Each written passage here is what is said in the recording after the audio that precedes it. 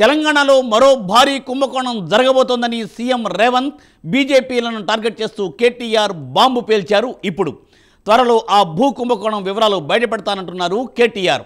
HCA భూముల వివాదంలో 400 ఎకరాలు కానే కాదు, దాని వెనుక వేల ఎకరాల వ్యవహారం ఉందని కేటీఆర్ ఆరోపిస్తున్నారు.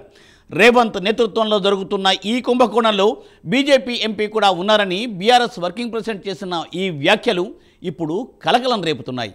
డీటెయిల్స్ ఈ స్టోరీలో.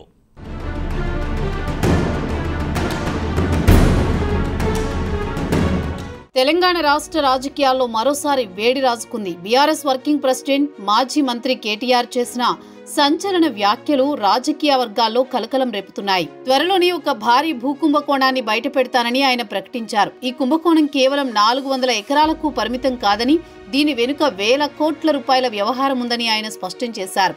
ఈ సందర్భంగా కేటీఆర్ మాట్లాడుతూ ఈ కుంభకోణంలో బీజేపీకి చెందిన ఒక ఎంపీ కూడా ఉన్నారని ఆరోపించారు. పేర్లు వెల్లడించకుండానే ఆయన విమర్శలు గుప్పించారు. ఒకరు ఢిల్లీలోని పెద్ద నేతల చెప్పులు మోస్తుంటే మరొకరు ఢిల్లీకి బ్యాగులు మోస్తున్నారని ఆయన ఎద్దేవా చేశారు.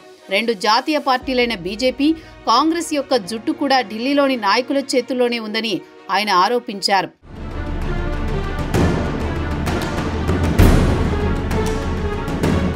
తెలంగాణ ముఖ్యమంత్రి రేవంత్ రెడ్డిని టార్గెట్ చేస్తూ కేటీఆర్ తీవ్ర వ్యాఖ్యలు చేశారు. రేవంత్ రెడ్డిని బీజేపీ నాయకత్వం కాపాడుతోందని ఆయన ఆరోపించారు. దేశంలోని అత్యంత శక్తివంతమైన ముఖ్యమంత్రి రేవంత్ రెడ్డి అని ఆయన పేర్కొన్నారు.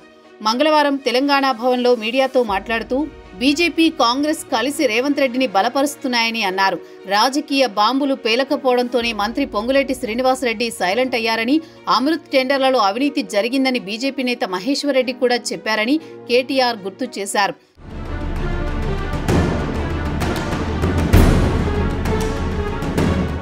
రేవంత్, రాహుల్ ఆర్ఆర్ ట్యాక్స్ గురించి ప్రధాని మోదీ స్వయంగా చెప్పినా ఎందుకు చర్యలు తీసుకోలేదని కేటీఆర్ ప్రశ్నించారు. ఎమ్మెల్సీ ఎన్నికల్లో హైదరాబాద్ పరిధిలో పోటీ చేసేందుకు తమకు తగిన సంఖ్య లేదని, అందుకే దూరంగా ఉంటున్నామని ఆయన స్పష్టం చేశారు. కేంద్ర ప్రభుత్వం ఎల్పీజీ ధరలు పెంచి ప్రజల నడ్డి విరుస్తోందని విమర్శించారు. హెచ్సీయూ భూముల విషయంలో కేంద్ర మంత్రి బండి సంజయ్కు అంత ఆందోళన ఎందుకని ఆయన నిలదీశారు.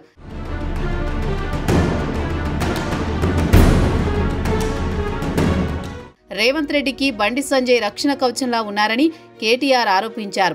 కేంద్ర ప్రభుత్వం తలుచుకుంటే హెచ్సీయూ భూముల అమ్మకం ఆపగలదని ఆయన అన్నారు. జాతీయ పార్టీలను నమ్ముకుంటే తెలంగాణకు నష్టమని ఆయన విమర్శించారు. వరంగల్ సభ ద్వారా ఇదే సందేశాన్ని కేసీఆర్ ప్రజలకు ఇవ్వబోతున్నారని తెలిపారు. హాస్టళ్లు, గురుకులాల్లో సన్నబియ్యం ప్రవేశపెట్టింది కేసీఆరేనని ఆయన గుర్తు చేశారు. స్థానిక సంస్థల ఎన్నికలు పెడితే కాంగ్రెస్కు ప్రజల్లో ఉన్న ఆదరణ తెలుస్తుందని కేటీఆర్ అన్నారు.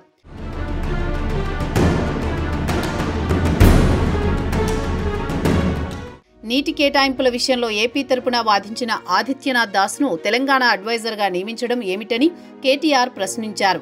చంద్రబాబు చెప్పడం వల్లే ఆదిత్యనాథ్ దాస్ను నియమించారేమోనని ఆయన అనుమానం వ్యక్తం చేశారు. తెలంగాణకు వ్యతిరేకంగా పోరాడిన వ్యక్తిని రాష్ట్ర ప్రభుత్వం నియమించడం సరికాదని ఆయన అన్నారు.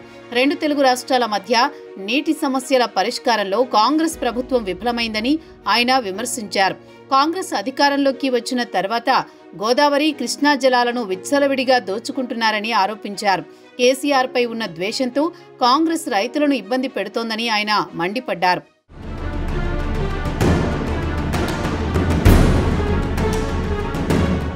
మేడిగడ్డ ఎప్పుడు కూలుతుందా అని కాంగ్రెస్ ఎదురు చూస్తోందని ఆయన విమర్శించారు. వరంగల్ 1200 ఎకరాల్లో బీఆర్ఎస్ ఆవిర్భావ సభ నిర్వహిస్తామని కేటీఆర్ ప్రకటించారు. బీఆర్ఎస్ 25వ సంవత్సరంలోకి అడుగు పెడుతోందని, ఈ ఏడాది పార్టీ నేతలకు పండుగలా ఉంటుందని ఆయన అన్నారు. వరంగల్ సభకు అనుమతి కోసం పోలీసులను అడిగామని, డీజీపీతో మాట్లాడామని తెలిపారు. 3000 బస్సుల కోసం ఆర్టీసీని కోరామని చెప్పారు. ఆదివారం సభ కాబట్టి ఎవరికీ ఇబ్బంది ఉండదని అన్నారు. బీఆర్ఎస్ అధినేత కేసీఆర్ అన్ని జిల్లాల నేతలతో చర్చించారని, ఒక్కో నియోజకవర్గంపై ప్రత్యేక దృష్టి సారించి దిశానిర్దేశం చేశారని కేటీఆర్ తెలిపారు.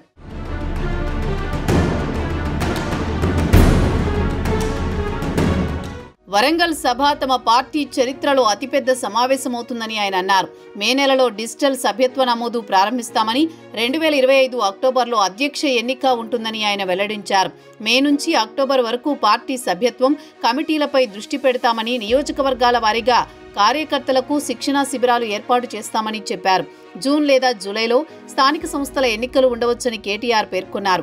కేటీఆర్ చేసిన ఈ వ్యాఖ్యలు రాష్ట్ర రాజకీయాల్లో తీవ్ర చర్చనీయాంశంగా మారాయి. ఆయన త్వరలోనే ఏ కుంభకోణాన్ని బయటపెడతారో, అందులో ఎవరెవరు ఉన్నారో అనే విషయాలపై సర్వత్రా ఆసక్తి నెలకొంది. రానున్న రోజుల్లో ఈ వ్యవహారం ఎలాంటి మలుపులు తిరుగుతుందో వేచి చూడాల్సి ఉంది.